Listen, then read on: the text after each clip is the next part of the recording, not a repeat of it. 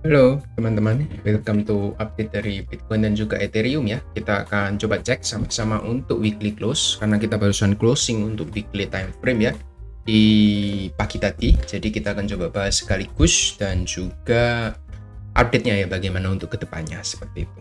Jadi langsung aja kita lihat ya eh, untuk pergerakan dari Bitcoin dan Ethereum ya. Sebelumnya saya mau info sama teman-teman bahwa semua informasi yang nanti kita sampaikan itu hanya edukasi ya, bukan ajakan beli dan jual, jadi jangan disalahartikan ya, teman-teman harus analisa ulang lagi secara mandiri seperti itu. Ya, oke, langsung aja kita lihat ya. Di weekly time frame kita official all time high di sini ya, closing dengan Marubozu disertai dengan volume yang konfirmasi naik ke atas seperti itu. Jadi ya volumenya semua mengkonfirmasi bahwa kita memang sudah break all time high seperti itu ya. Dan ini juga syarat dari breakout yang juga valid menurut saya. Kita break dan close di atas 71200 dengan keadaan engulfing naik ke atas ya, 16,6% untuk kenaikannya di minggu kemarin seperti itu.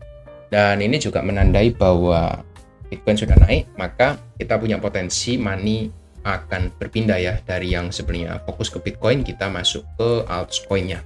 Dan itu terbukti dari dominance Bitcoin-nya, teman-teman bisa lihat dia juga drop untuk weekly time frame-nya minus 2,43%.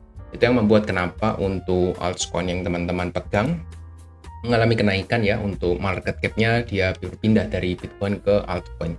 Teman-teman bisa lihat ya untuk minus 2, sekian persen di Bitcoin ya, dominasinya minus. Teman-teman bisa lihat di altcoin plus 21% untuk total tiganya seperti itu. Jadi sangat-sangat berpengaruh dan signifikan untuk pergerakan di altcoin apabila dominasinya itu drop. Ditambah lagi USDT dominasinya dia juga drop ya sekitar 14%. Jadi itu juga menguatkan bahwa kita memang sudah, saya nggak bisa bilang sudah mulai ya untuk altcoin season, tapi ada angin segar lah untuk teman-teman yang mungkin hold atau sedang menyangkut ya di altcoin, ya bisa tunggu sebentar lagi. Seperti itu. Ada potensi memang kita akan parabolik untuk naik ke atas ya, tapi ada beberapa syarat juga yang perlu dikonfirmasi ya. Yang pertama kita harus melihat seperti teman-teman lihat ya, untuk Ethereum-nya, session Ethereum itu harus dimulai dulu sebelum altcoin berjalan. Dan minggu kemarin kita sudah melihat untuk Ethereum-nya sudah naik 30% ya. Untuk satu minggu ke belakang kita melihat ekspektasi dia ada pullback dulu, tapi ternyata untuk closing-nya juga di pumping naik ke atas ya. Meskipun memang dia pumpingnya membentuk channel yang kurang begitu baik menurut saya. Ini channelnya cukup rapi ya, sudah saya sering update di grup Discord ya. Buat teman-teman yang belum join di Discord, bisa join aja, klik link yang ada di pin komen, sudah saya sertakan untuk link untuk Discord-nya. Itu sudah saya sering gambarkan ya, dari mulai di atas ini dia membentuk channel, di atas ini saya juga infokan channel, video berpanjang, dan di sini juga nggak berubah, cuma saya panjangkan aja channelnya. Jadi pergerakan kenaikannya itu cenderung sangat terbatas gitu. Meskipun memang kita melihat daily dia naiknya impuls ya, tapi di 1 jamnya terlihat dia membentuk channel. Ada dua kemungkinan ya, apabila dia breakdown, ada potensi kita turun dulu, ataukah dia naik lagi break up ke atas, ini menandakan bahwa adanya percepatan tren untuk harga yang lebih tinggi lagi untuk Ethereum seperti itu. Nah, gimana buat teman-teman yang memang masih mau tambah exposure di Ethereum? I think better untuk tunggu pullback-nya dulu ya, karena kenaikannya juga sudah tinggi. Ya, semua kenaikan pasti akan ada koreksi lah. Itu yang saya percaya. Jadi jangan FOMO, menurut saya santai-santai aja. Ya, kenaikannya sudah masuk 1618, 3047, ini cuma overlap dikit I think.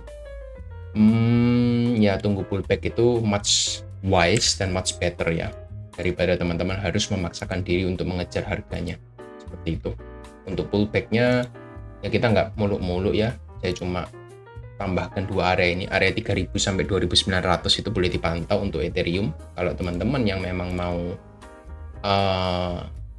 cari exposure ya di Ethereum, ya area 3000 sebagai psikologis level, dan juga 2900 atau area box warna hijau ini boleh teman-teman pantau maksimalnya seperti itu kalau dia koreksi ke bawah. Tapi kalau enggak, ya tetap saya tunggu koreksi sih, saya nggak mau, karena resiko rewardnya kalau mau entry di atas ya resikonya di mana gitu ya. Kecuali ketika dia masih konsolidasi di bawah ini, ya ini teman-teman mau ambil cicil-cicil ya nggak masalah ya, di bawah cicil, di atas cicil itu terserah gitu. Tapi kalau sudah breakout sih itu risky menurut saya, ketika dia sudah berhasil break dari garis biru yang saya gambarkan seperti itu. Dia sudah breakout ya I think memang kita sudah selesai untuk area akumulasinya. Reakumulasinya sudah selesai dan dia sudah siap untuk kembali melanjutkan rally-nya untuk Ethereum. Itu yang bisa saya sampaikan sih untuk Ethereum-nya ya. Bitcoin juga sama. Ethereum Bitcoin kita minggu ini close dengan exactly ya area yang sudah saya gambarkan dari lama ya. Di sini untuk Ethereum Bitcoin-nya ini merupakan area support yang sangat penting ya. Area resisten become support untuk time frame weekly-nya. Di sini teman-teman bisa lihat ya, kita punya area resisten become support ini dari tahun 2017 ya. Dia sangat respect dengan area itu dan teman-teman bisa lihat ya, apa yang terjadi reaksi ketika dia sampai area tersebut di minggu kemarin, langsung impuls naik ke atas gitu ya. Sekarang ini lagi fase koreksinya ya. Ini sudah saya buatkan juga untuk proyeksinya, dia masih akan konsolidasi dulu atau melambat sedikit ya dari pergerakan Bitcoin-nya. Bukan berarti Ethereum Bitcoin ketika koreksi, Ethereum-nya akan koreksi ya teman-teman bisa lihat untuk Ethereum-nya juga masih terus naik kan. Tapi ini menandakan bahwa untuk sementara waktu pergerakan dari Bitcoin itu masih mendominasi. Teman-teman bisa lihat ya, Bitcoin plus 1,2%, Ethereum-nya 0,12. Itu Ethereum Bitcoin-nya pasti akan drop dulu untuk sementara waktu. Untuk Bitcoin untuk time frame kecilnya gimana? Saya cukup melihat ada percepatan tren di sini. Ya, dari yang sebelumnya seperti ini. Melihat ya channelnya, lalu dia breakout dan sekarang break retest untuk melakukan percepatan tren naik ke atas. Jadi trennya semakin lama semakin menuki ya. I think kita bisa gambarkan channel yang baru seperti ini. Nah, jadi dia akan bermain-main di area channel sini dulu, kalau koreksi baru dia akan naik lagi seperti ini.